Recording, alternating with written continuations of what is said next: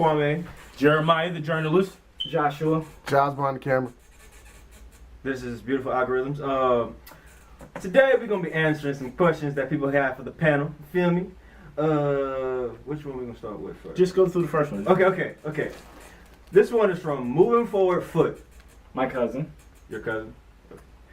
She says, "How do you feel about the violence in the city of Chicago? The murders, the shootings of young people by young people, blacks killing blacks in our neighborhoods, gang pressure, robberies. How do you feel about that? What do you think needs to be done to stop the killings?"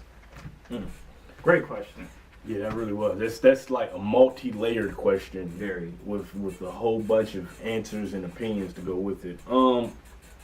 Well, first, it's obvious that we, how do we feel about the violence? We condemn it, you know what I mean? It's horrible. Yeah, we definitely do not at all Approve of such acts. of the violence. Now, how do we fight it? I mean, so it's such a multi-layered question because one, I think you have to attack the poverty side of the issue. You know what I mean? That's definitely one of the biggest things because poverty causes crime regardless. You know, no matter where you at, where there's where there's poverty, there's crime.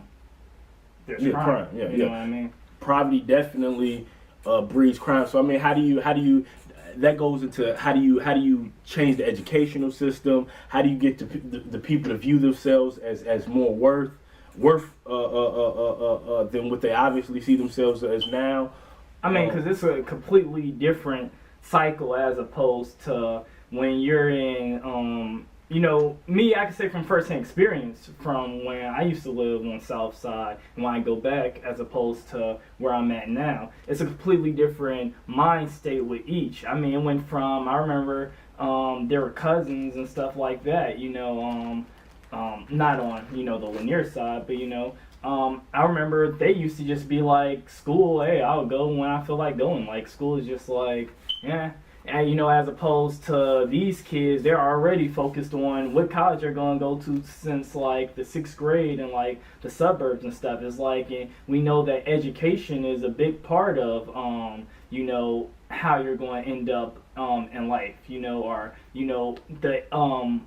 enhance yourself, you need a good education, Yeah, no question. And in those in those beat up neighborhoods and stuff like that, they're not really going to have that same education, or they're not even going to be able to view it the same way. That stuff that, even if they wanted to learn, the stuff that they're learning in those schools are nowhere near the levels it needs to be at, along with their other issues of things that they're going through. Yeah, no question. I think you had something to say, but I definitely think that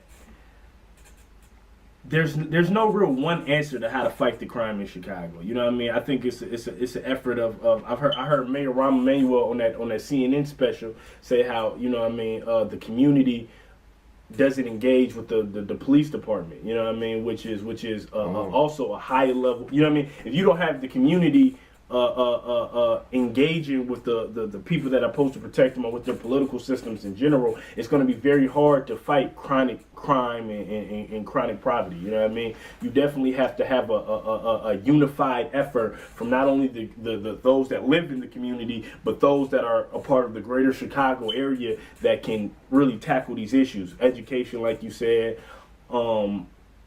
I mean, people are hungry. Yeah, and you have to start with the kids as well. I think you have to invest in the future heavily. You know what I mean? The kids got to invest in math and science and stuff that's going to actually get them high paying jobs that can get them out of those inner cities. And that's what I'm saying is, when do we get to the point of where that person is a lost cause, or how do we get that person in character? Like, some people are so caught up into crime and these things at this point, when, like, by the time these kids are like 14 or 15, that a lot of times their minds are so gone past the mindset that they need to be at. I mean, these kids be having guns and stuff. They're already saying, I already developed a mind of my own, so I already know what I'm gonna do already.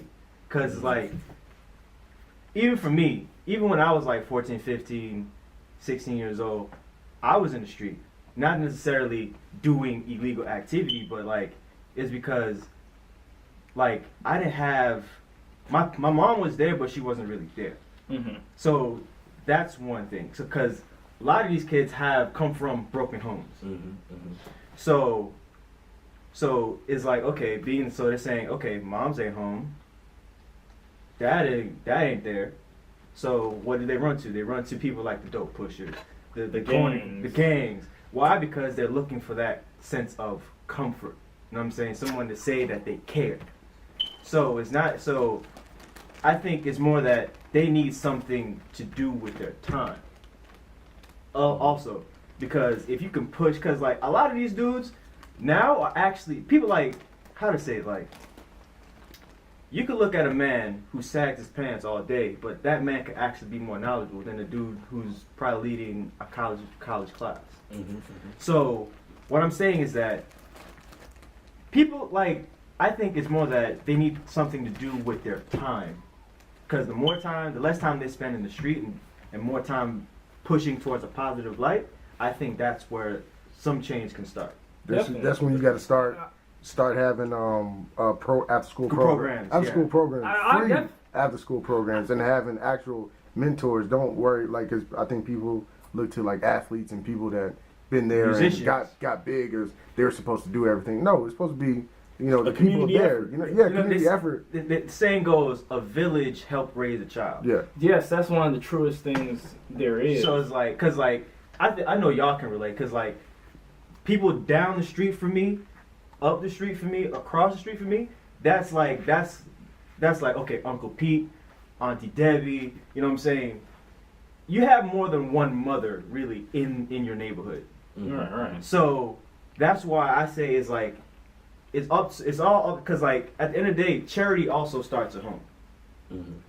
So it's either that we have to change not really change how we raise our kids, but it's also like, what are we letting our kids get involved in when we don't take active part? And I definitely think that we also need to factor in the fact of not everybody has the same 24 hours. You're right. Not everybody has like this whole notion that, hey, everybody can make something out of their life and stuff like that, or everybody can just change their ways. It's not as easy as it sounds. Yeah. If you're really focused, you can get out of your situation. But it's not easy. Not everybody's going to be able to see that same light at the tunnel with what they're going through as everyone else. And I think that we have to definitely help and definitely do all we can to make people see that light at the tunnel. But some people are lost causes. Like, there are some people that really don't want to, don't want to change their way. I mean, I'm sure that's like a small, Oh, it's big. Yeah, it's big. It's big. A product of their environment, literally. Product of their environment. But I feel like some people, they probably,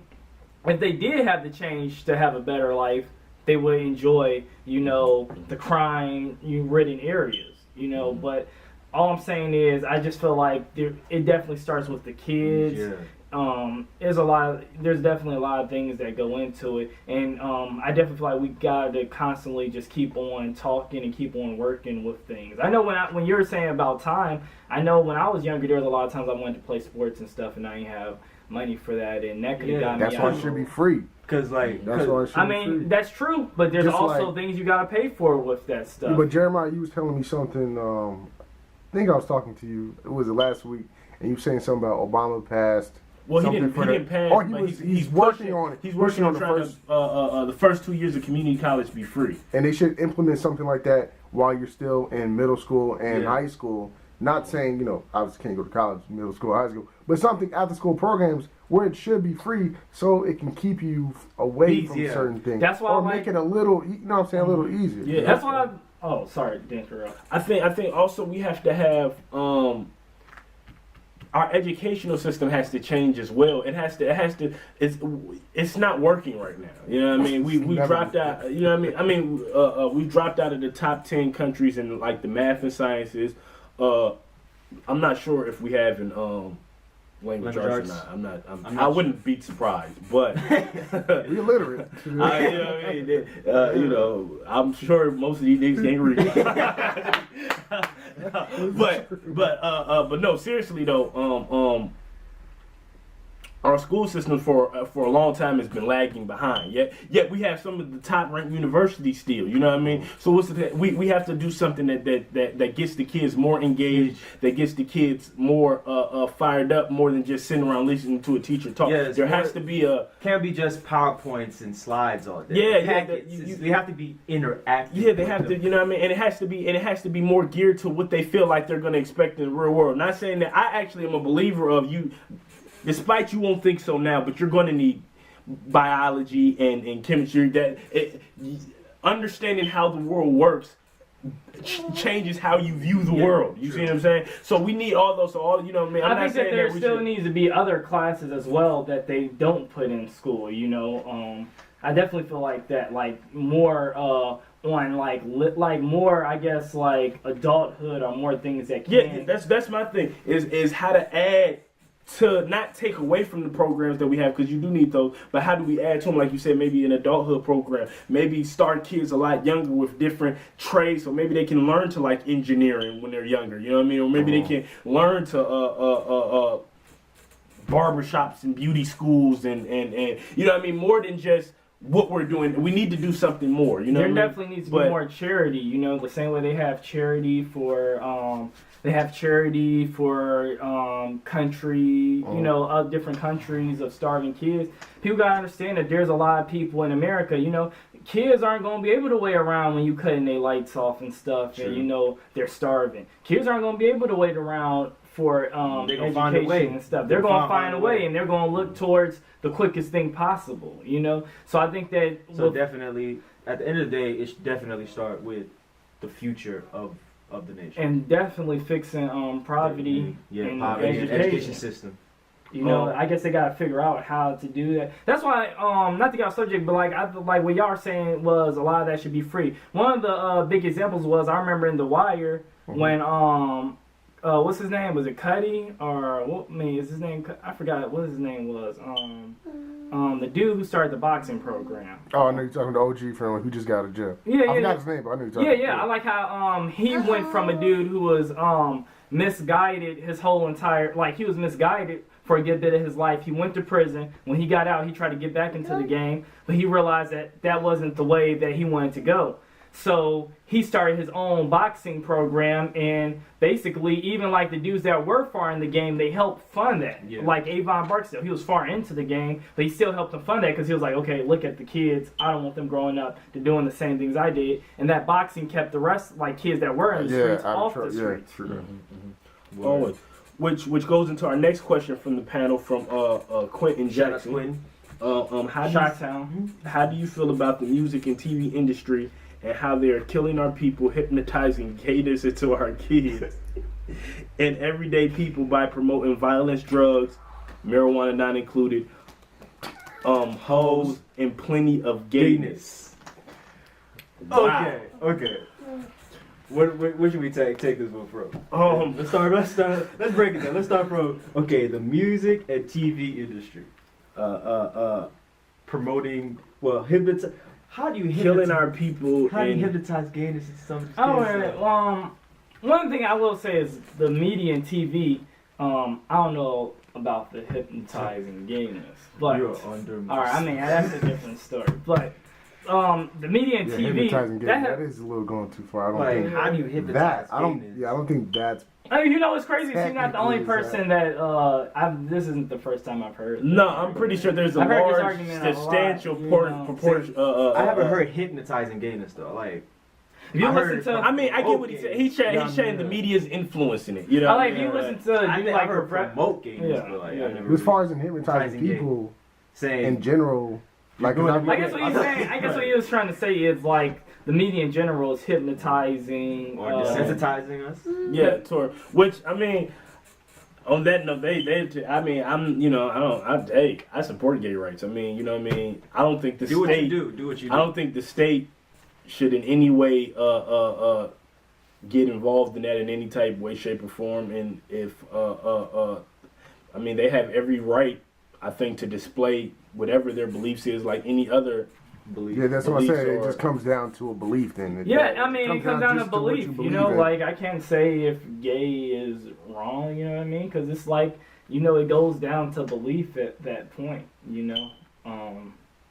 Yeah, I mean, I guess like the biggest question people are going to ask is like, like a lot of kids, a lot of people say now with people, what they wear and stuff, they're like, oh, the fashion industry or what people wear now is like more centered towards like homosexual. But I mean, most homosexuals don't probably dress like that for one thing. So I mean, that's a stereotype. Yeah. That's like music industry. Do you feel like tight jeans or like skinny jeans in a sense could be seen as I think niggas going too far with it. No, I mean, but what about I remember I was at my barbershop. I was at my barbershop and they saw this little 9-year-old dude. He had on some tight purple skinny jeans. And the barber was like, no, basically like trying to give him the whole village raise a child talk, like, yo. I mean, that has to do with so many different cultural biases. What we call a skirt here is a kilt in Scotland, and it's a manly. I mean. And there's an African tribe I saw on Nat Geo where the men are the ones that wear the makeup. You know what I mean? So I mean that's a cultural. Some things are so cultural preferences when it comes to clothes and fashion that it's not even right or wrong. No right. I mean, what makes your it's a preference. There are some tribes in Africa that do wear skirts too. Yeah, I mean, like I don't really see how at the end of the day, if a rap artist is gay, does it really matter? Well, at the end of the day, before Frank Ocean even came out and said he was bisexual, niggas was still buying Nostalgia Ultra or still liking Channel Orange, his album. So does it really matter? I think one of the things that people are having a hard time understanding is that gays aren't in the hiding as they were before. They're coming out, and at the end of the day, I mean, I don't think people understand that gays have been through a lot of things, regardless of the way people put it. Like, the only thing I could say is, like, people, they deal with their beliefs being hurt or their feelings being hurt or how they feel. But, like, a lot of times they don't understand that, gays, they have been beaten up, called, when they go to school, people call them, a fag and stuff like that. I mean, they've been treated awfully, for a while now. And I think that's getting to a point where they're starting to be more accepted, and it may look to a certain extent like, it may look to a certain extent that they're doing something bad, but they really just want a place to be accepted in as, everyone else. At the end of the day, people are people. You know what I'm saying? People are people. Okay. People are people. It doesn't really matter what your cultural sensibilities is, or your sexual orientation, quote unquote. You know what I mean? It doesn't really matter. So, at the end of the day, if you're gay, more power to you. You know what I mean? Now to the part though about promoting violence and drugs. I think it's a two-way street. On one hand, I think we influence the media to promote that stuff, because let's be honest, nobody wants to hear a Will Smith record in the club talking about. I mean, that's just being real. You know what I mean? So on one hand, it's like they both build each other up. On one hand, the media does push this stuff, but on the other hand, consumer demand drives what the media pushes. You know what I mean? So on that hand, I mean, people have to take a certain responsibility when it comes to some of those things, or else the media never will. But far as like, how about these hoes? I mean, wait, hold on. I mean, we could go back. We could go back to the media. We could go back to the media and music. I would say to an extent, rap music. I'm not saying it's just rap music, because they blame rap music. You can't just blame rap music. I mean, you gotta look at the movies. Like, you gotta look at movies like The Godfather and stuff like that. That was an influence. Scarface. Like, we cling to the villains for some reason. We like Breaking Bad. Yeah, I mean, I think it's a matter of, you have to just teach your kids there's a difference between entertainment and real life. But that is such a hard thing. That is such a hard thing. I'm not saying because being an actual music artist, you're supposed to represent yourself, though. Yeah. I think we say entertainment because it's music and it's entertainment. Yeah, it's entertainment, but there has to be some type of self-accountability. Yeah, I mean, there has to be a line for it. And that goes for any form of medium. An artist is... Yeah, a music artist is not supposed to be an actor.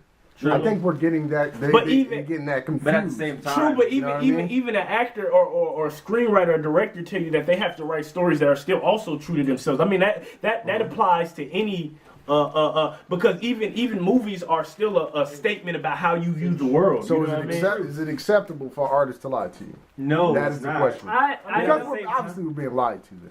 But that's what I'm trying to tell y'all is that Tupac, in a lot of different ways, he lied. Are you gonna go Tupac? I think it's true. It's true. Everybody knows it's true that Tupac wasn't the dude that he portrayed himself as with like the whole gangster shit and all that type of stuff. That could go to Rick Ross as well, correctional. That's a different story. Again, I don't know. Let's not put him I don't know his story fully because in his mind he says, there's a different story to that. I don't know his story fully. But all I know is like a lot of kids now that grew up in the burbs. Like I said, it depends on what person is interested in what. Like some people, they may be interested in movies and they start,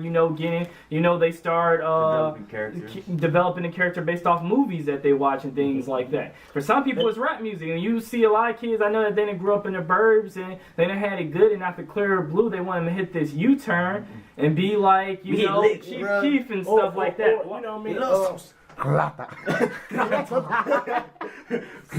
Sorry, I had to do it. But to go off of what Jeremiah was saying, it does matter about you have to tell your kids, this is fiction, this is all make believe, and this is reality. You know what I mean? Because not really telling is one thing though. What about what they see? Like what people see is like. It's about I think that's where the parents come in. Yeah, that's what I'm saying. But what about perception? Like our parents can tell us something all the time. But we're always going to want to be our own thing. I understand that. Like you still got to go to school around it. We gonna see. That's what I'm saying. Like when a dude sees a rapper and he sees him on gangster stuff, he see him flashing money and stuff like that, and he see this is what the females like, this is what the females attract to and stuff like that, and he knows that he's a big fan of it. A lot of times, no matter what his parents is going to tell him, that's what he's going to want to be more.